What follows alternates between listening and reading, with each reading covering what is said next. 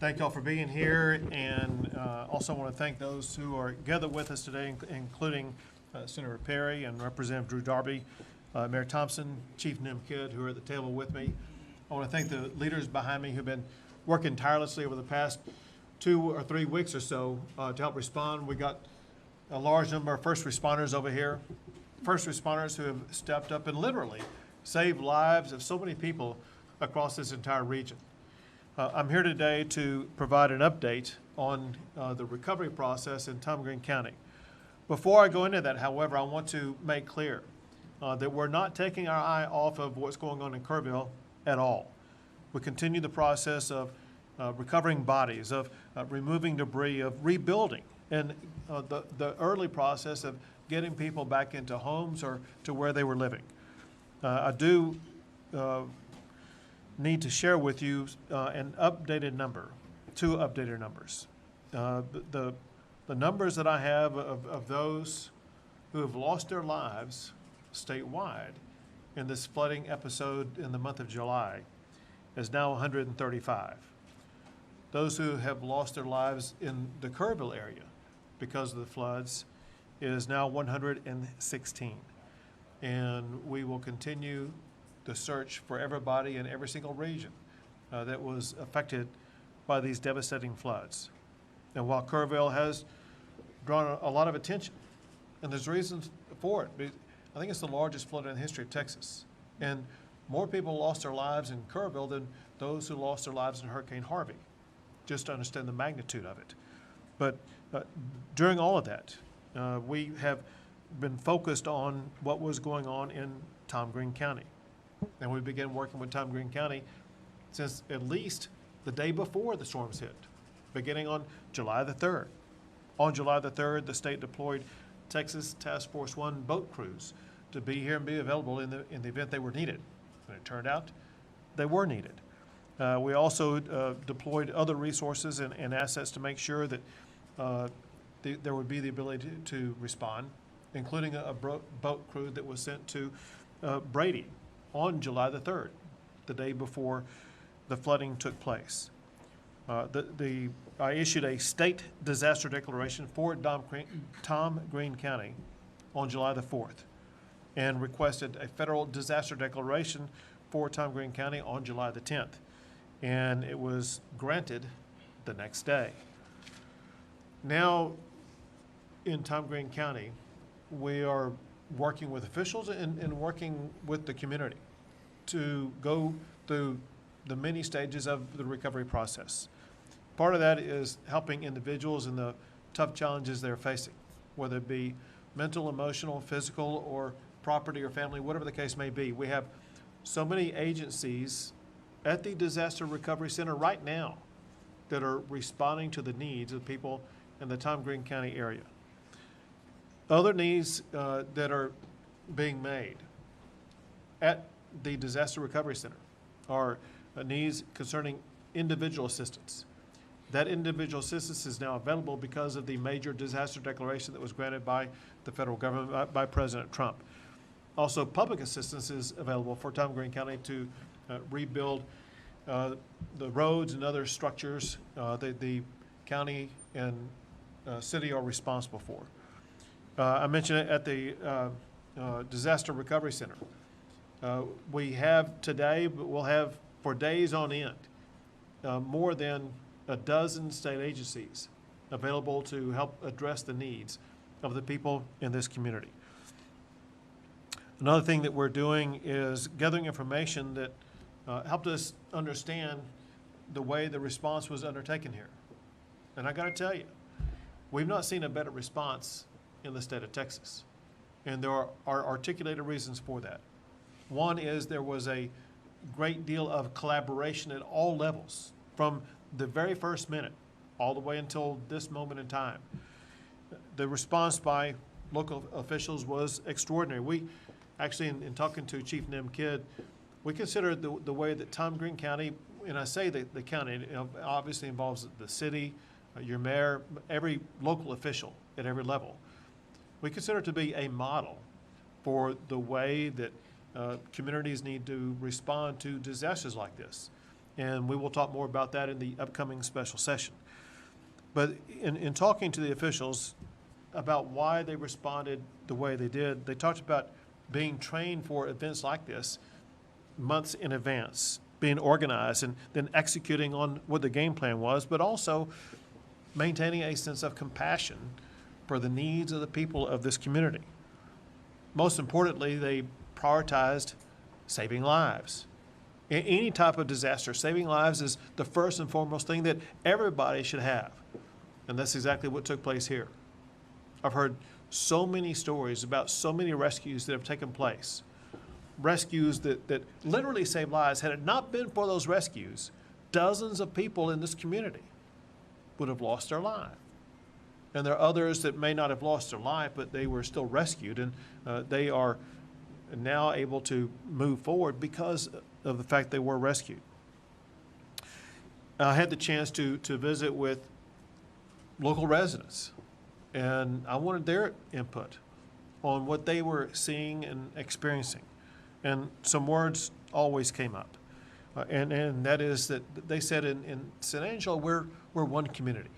We are neighbor helping neighbor, and we share things with each other. And you get a sense of the moral clarity and values of the people in this region that provide a sense of resilience and continuity for such a great community.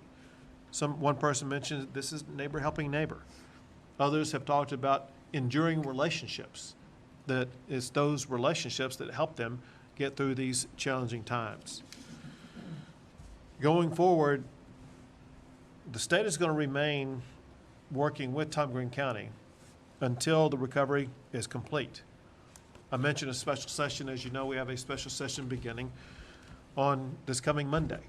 And we have two leaders with us right now that will be very involved in that special session on ensuring that not just Tom Green County, but that every county across the state is going to be evaluated, and we're going to look for strategies that we can pass laws on that will make preparation for these types of events better, make response to these types of events better, to make sure that we leave this disaster in a way that puts Texas in a better position going forward than we were before this devastating storm hit our state.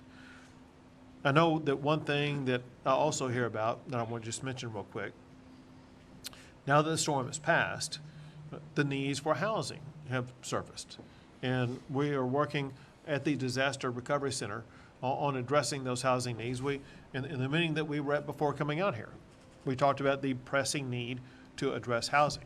So it's one thing that's going to be happening at the DRC here in San Angelo. It's another thing that we will talk about in the course of the special session that's upcoming. We want to make sure that as we go into it and come out of that special session, we are striving to address every need of everybody in Tom Green County before that session is over. And now, with that set up, I'm going to toss it to a senator who's going to be very involved in that special session, Senator Perry. Thank you, Governor. And can't say enough that you came here, and it shows that Tom Green and people in it matter. And it's not true just for Tom Green, that's true for every Texan, and I appreciate your leadership. As the governor said, I don't know that the folks of Tom Green County can appreciate what was done, that had it not been for them, there would have been more lives lost. And so we're going to start the process this session, this special session. We didn't see this coming on your first call. Unfortunately, God and Mother Nature kind of had a different path, I think, for some of this. But I am confident that we will have a few hearings and figure out where we're at, what can we do better to prevent, what can we do better for mitigation, and that people will leave there hopefully informed, educated, but most importantly, hope. You know, that's the one thing that we can't do as a legislature is put hope in the hearts of the folks that have been impacted at the most deepest levels. But the guy that created the heart can, and I just hope that for those that have that certainty, that I'm thankful for that. For those that don't, I hope they run to that creator and not from that creator in these times that we face across the state. I have all the confidence in the world. The state is big enough to what the governor just said, that not one single person will be left behind when it comes to what they need addressed. And we'll find a way to do it. I wish I had all those answers today, Governor. We could save some special session time. But I trust my 181 colleagues in the House and the Senate. They're engaged. This is a serious issue. We've been here before as a state on some level. And we will come out shining as Texas always does. But I can't say enough about the leadership at the local level that we're having a different conversation today, if not for their efforts, Governor. And I look forward to engaging them into that process to make sure other communities can see a success story and what it looks like. But we're ready to go to work. And I thank you for your leadership and setting this up for us so we can have something to work on. There you go. Thank you. Now, Representative Drew Darby. Thank you, Governor. And again, on behalf of our community, welcome to San Angelo and to the Concho Valley.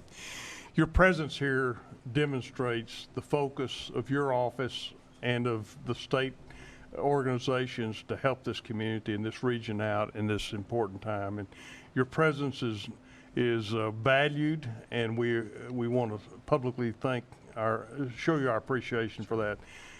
NIM Chief Kidd, Texas Division of Emergency Management, thank you. You have been a presence here often, and that presence is very valued. Sean Baxter, your group that are here with us today are very important. The governor mentioned 12 state agencies. I bet there's a lot more state agencies are involved in the recovery here in this region. I think the governor's proclamation early on has made a difference. I know you have been working with surrounding counties, whether it be Concho County, I think Coke County just recently. Thank you for that. We've got to remember that it's not only San Angelo and Tom Green County, it's the communities and counties around us that are also impacted, and thank you for that. It is difficult when you see the tragedy that occurred in Kerrville area and the loss of life, and there are folks here in this audience that have loved ones that were impacted by that. Our congressman had two daughters that were there at that time. So, you know, this is about, we cannot bring them back. We cannot undo that, but what we can do is learn from it. And I think that is what Senator Perry and I and you, of course, are going to carry into the special session is what can we learn from it? How can we prevent it? There's going to be natural disasters to occur in the future, but how do we prevent this loss of life?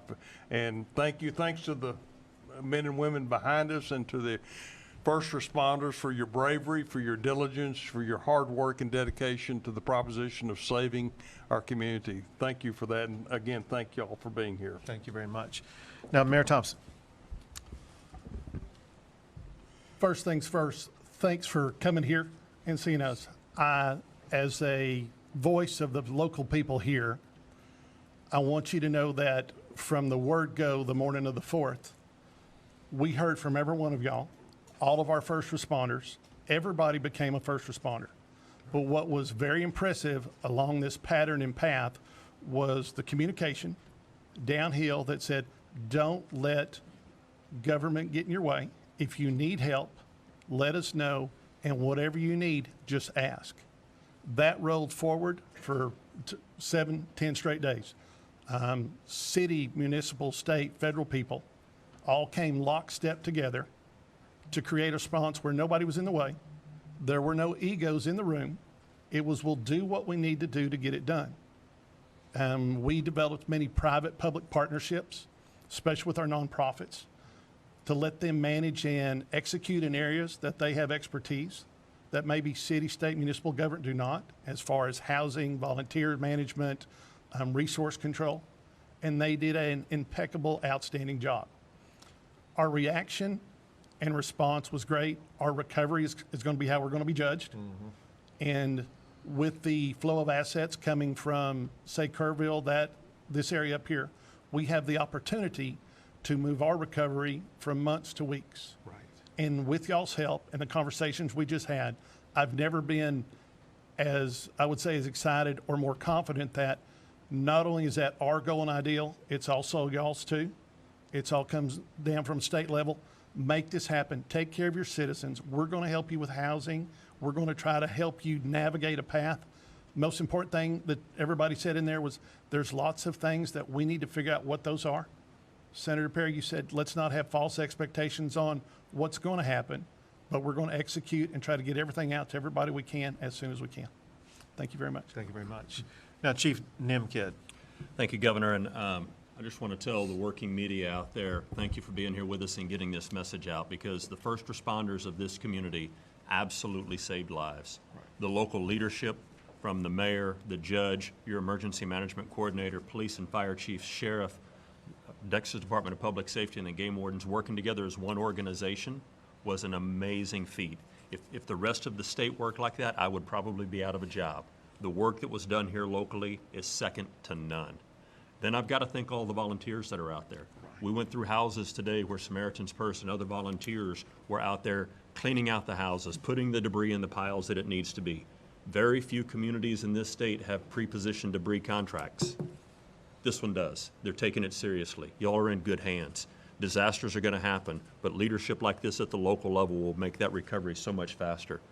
The volunteers that are out there working right now, if you see one on the street, stop and thank them.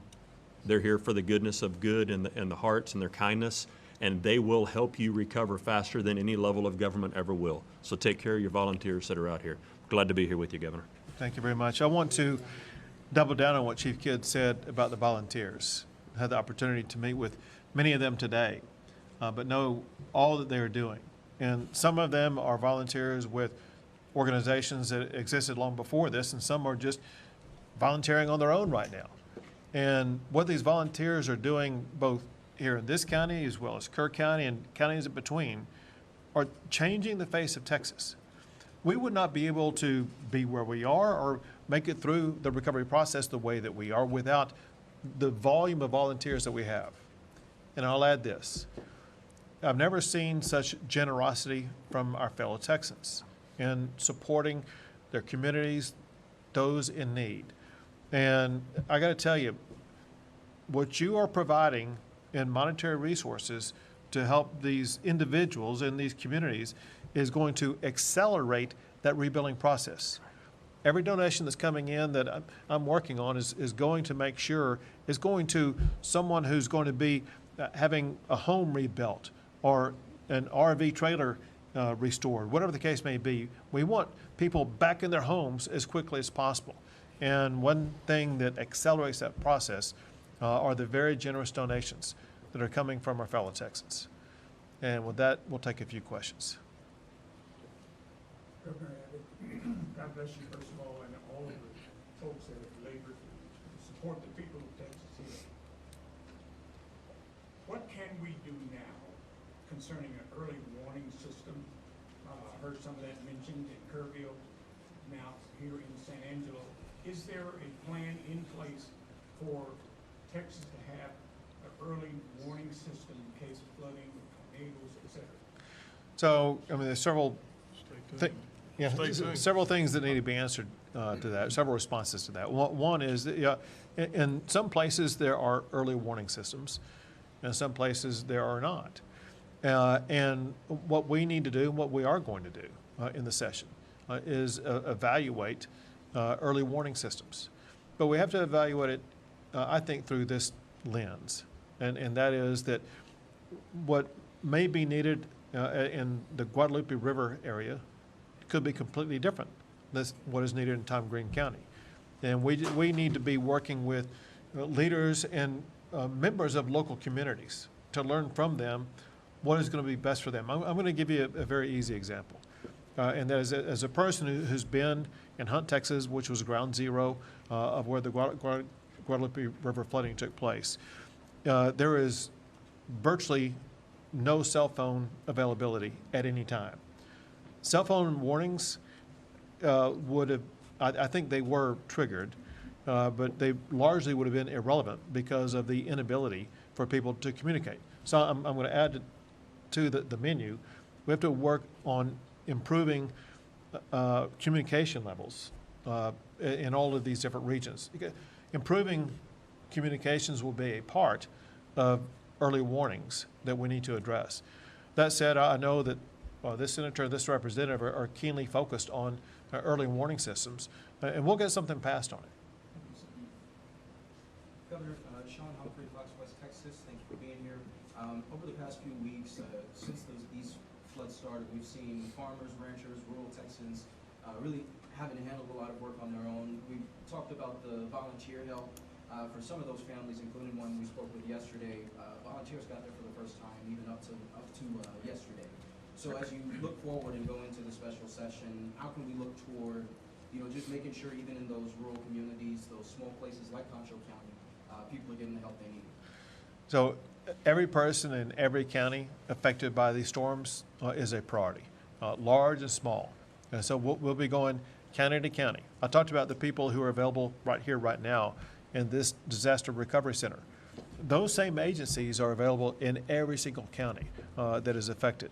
We will use those agencies and more, working in collaboration both with federal and local agencies to make sure that the needs of every Texan is going to be addressed. You mentioned agriculture, and there are agricultural agencies in Texas as well as the federal government that will work to address the needs of the farmers and ranchers across our state that grow the food and provide the products that feed the nation. Yeah, go ahead. I had put it out on Facebook and Texas Department of Agriculture. I can't give you that link right off the top of my head, but go there and there's about 3 or 4 different categories of disaster relief. I'll give you one that was very pertinent and relevant was fence building. This is a privately funded bucket of money that Texas Department of Agriculture is responsible for delegating or dispersing it. And I think they're very quick about it. But I can tell you the agriculture community, the sheep, the cattle, these guys in this area, if they've got fences and downs that came through this flood and stuff, but that is a very helpful resource. And people have, I put that out in one day and I already had 2 people tell me they were having fence building within a few days. So just tag that Department of Agriculture's resource. It's privately funded from private donations, and I don't know what's in there, but I do know that Commissioner Miller, as well as his assistant Dan Hunter, are keenly aware of trying to get those monies out. So for the agriculture perspective, that's something that's pretty clearly immediate help for the most part. Good information. Thank you. Go ahead. What would the housing assistance possibly look like, and would it help people get out of these possible floodplains? So the guy who knows most about that is Chief Nim Kidd. I'll have him address it. So thank you. Yeah, easy there, Mayor. So, yeah, we've talked about some of the flooded houses that were here and whether they were or were not in a recognized or identified 100-year floodplain. The things that you're going to see in the rebuilding process is people whose homes that have already been cleaned out, that are clear to re-permit or get back in there. That's going to happen relatively quick. There's also been several volunteers and people across the community that have offered apartment complexes and others to get people out of hotels into something a little more suitable and sustainable until their homes are rebuilt. Now, there are federal programs that do get turned on in some disasters. We have not seen all of those longer-term recovery projects programs turned on yet, but we'll continue to work with the federal government once we see the housing inventory needs to make sure that those needs are addressed as soon as possible. Once the federal declaration was declared, how is the Small Business Administration working with businesses that were affected by the flood? We'll have Nim fully answer that. I'll just tell you that at the DRC in San Angelo, SBA is right there. And there was no one in line. I said, you need a longer line here because people need to start signing up, but go ahead. And a great question. Remember, the Small Business Administration, while it sounds like they're for small businesses, they also do home loans as well. So if you need a loan to get your home rebuilt or repaired, please go check out the assets and resources at the SBA. Listen, thank y'all very much. Thank you for getting the word out, but a big thank you to all these first responders, to these leaders behind me, those getting the real results done. Thank y'all very much.